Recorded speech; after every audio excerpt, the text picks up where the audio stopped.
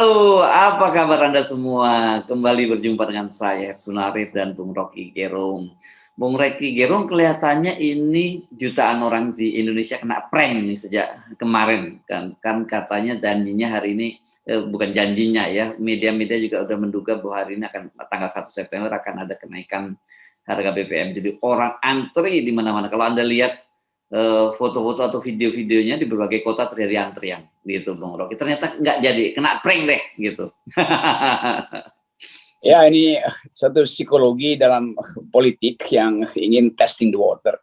Kira-kira begitu kan. Dan sangat mungkin nanti kalau memang banyak, ya pasti dibatalkan tuh. Demi apa? Demi reputasi presiden. Tetapi reputasi presiden juga bisa dibatalkan oleh keadaan APBN. Kan itu aja intinya urutannya. Tapi selalu ekspektasi itu mendahului hal yang konkret. Dan harga-harga udah pasti naik kemarin tuh, itu diumumkan. Jadi satu kebijakan negara yang memang tidak mungkin negara itu terus-menerus berbohong. Satu waktu dia akan terjebak oleh rentetan kebohongan dia sendiri. Jadi sekarang kita lihat apa impact-nya nanti kalau ternyata harganya akhirnya naik juga tuh. 2 kali orang berebut di pom bensin nantinya tuh. Nah, mungkin juga diam-diam nanti sebetulnya udah diputuskan di kabinet bahwa memang harus naik tuh. Jadi rasionalitas ekonomi itu pasti yang akan menuntun keresahan ini. Nah, saya menghitung pasti dinaikkan tuh karena dengan kalkulasi apapun tidak mungkin keadaan itu dipertahankan tuh. Jadi udah siap-siap aja bahwa nanti akan ada kenaikan kedua yang orang mungkin anggap ini prank padahal sebetulnya real. Lalu mulai terjadi kerusuhan sosial, kan itu soalnya tuh. Nah, soal ini kan sebenarnya sudah diingatkan juga oleh Mendagri. Saya kira itu ditangkap Mendagri Tito Karnavian mengingatkan bahwa kalau ada kenaikan harga BBM ini pasti akan berdampak implikasi pada krisis sosial dan bisa itu krisis politik. Itu udah warning disampaikan seperti itu.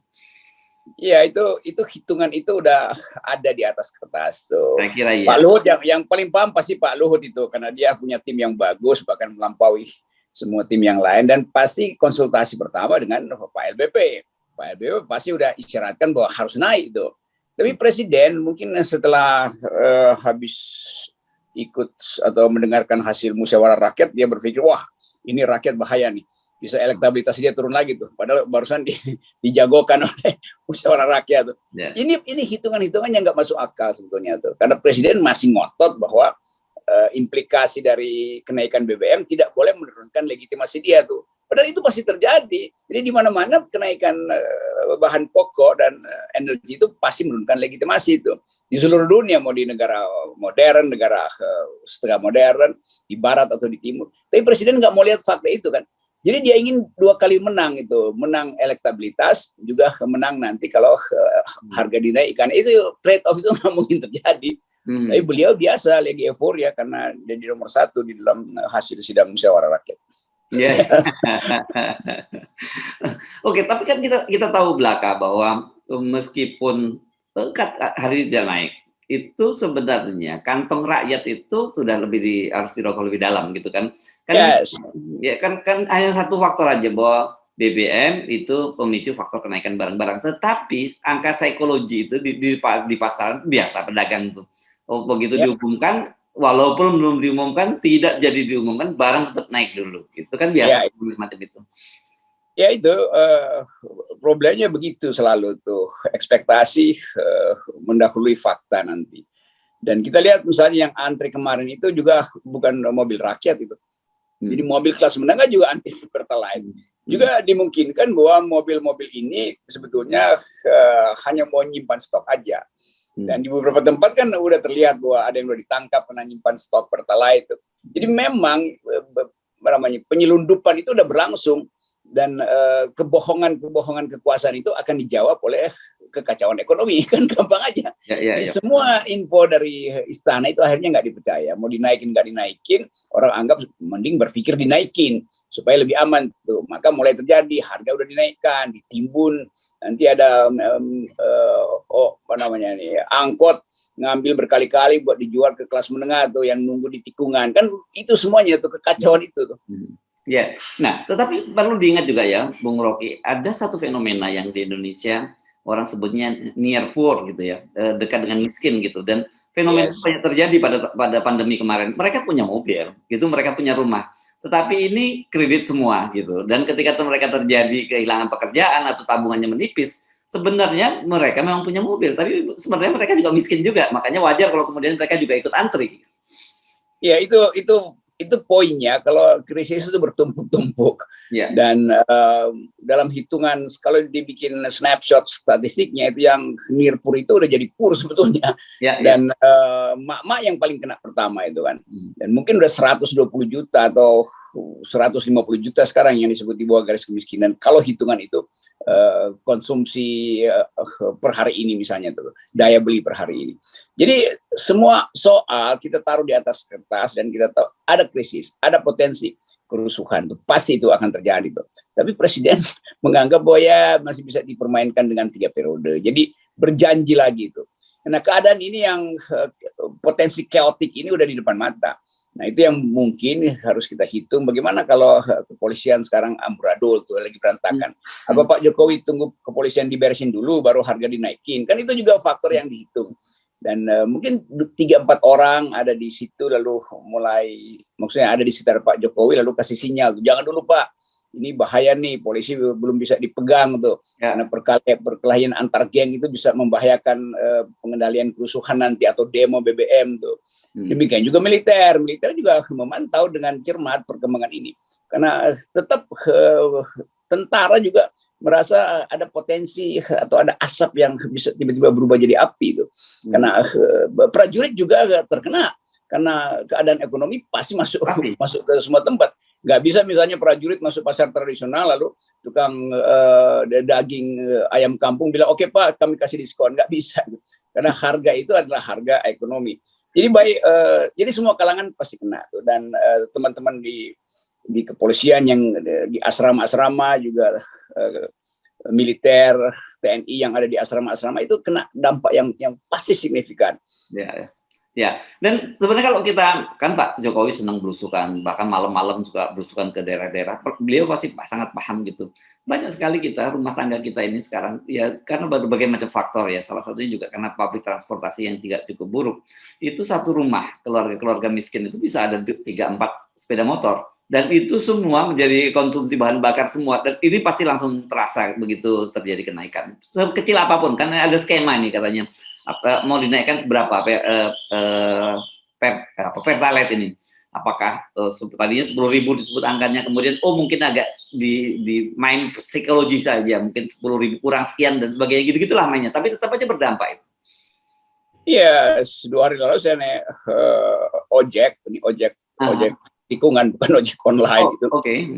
Iya, saya tanya dia tiba-tiba mampir dulu di yang udah dijual-jual di botol itu kan. Iya. Atau uangnya tinggal 20.000 di dompetnya, tapi dia cuma minta tolong sisain 5.000, jadi 15.000 beliau sambil nunggu pelanggan baru bisa beli bensin lagi pertalite.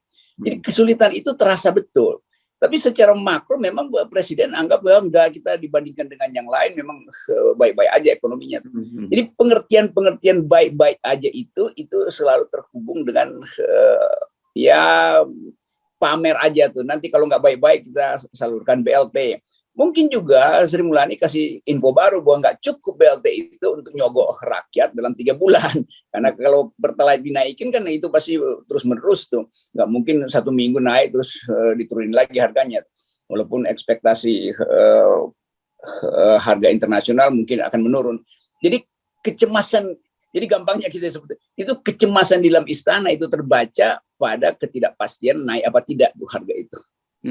Ya. Kan coba kita teruskan nanti kalau daripada kita dibilang memprovokasi pasti akan ada dampak ke soal kerusuhan gitu ya.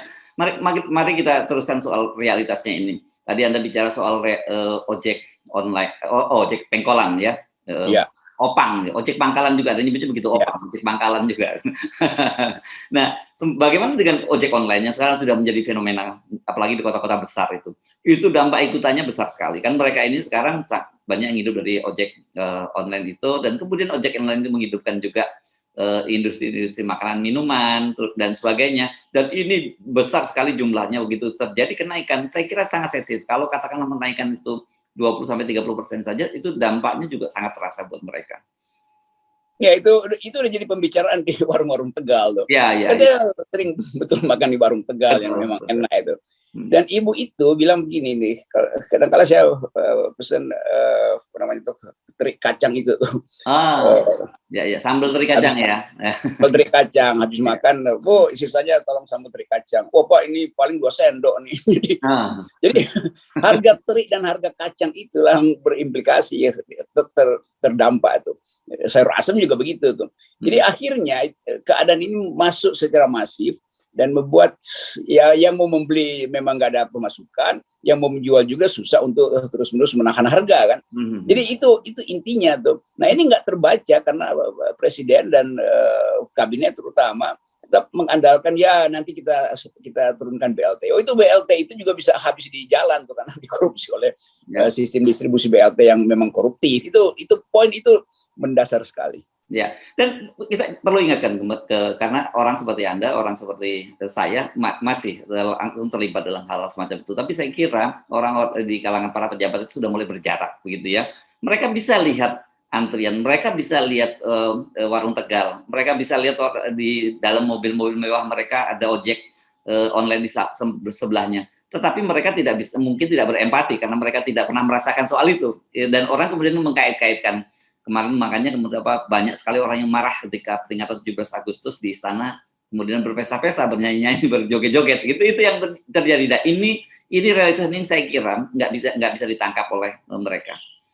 Ya itu pembuat kebijakan selalu nggak paham itu karena kan itu cuma diandalkan ada big data, ada sistem supply demand yang standar dalam teori ekonomi. Tapi kita tahu bahwa ekonomi itu adalah soal yang biasa disebut subsistensi, itu daya tahan terakhir itu.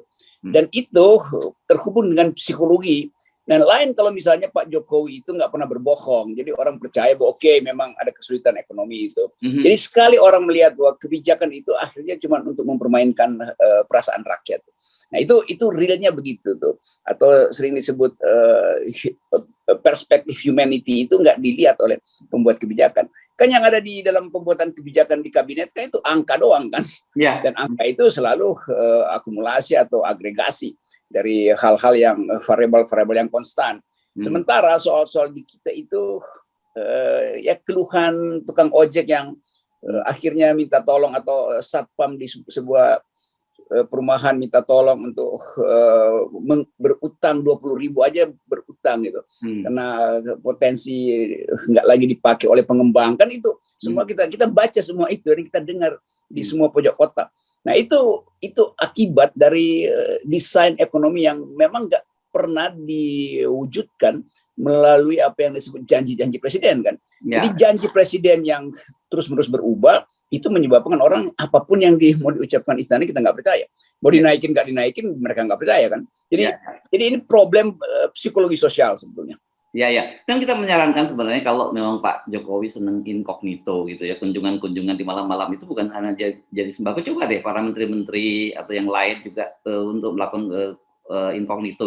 Sekali Anda naik ojek, sekali misalnya ngobrol dengan mereka, bagaimana kita keluh kesahnya itu luar biasa gitu. Kemarin beberapa hari yang lalu saya naik sebuah taksi gitu dan kemudian sopir taksinya cerita bagaimana dia BPJS-nya sudah tidak bisa terbayarkan sementara anaknya sakit dan sebagainya. Dan ini problem, saya kemudian membayangkan betapa berdosanya ya kita seorang para pemimpin yang berebut untuk berkampanye, bahkan bermain curang untuk dipilih jadi pemimpin, tapi ketika kita kemudian terpilih jadi pemimpin, kita tidak bisa mensejahterakan rakyatnya. Gitu. Bahkan seperti Anda sebut, janjinya pun nggak pernah dipenuhi.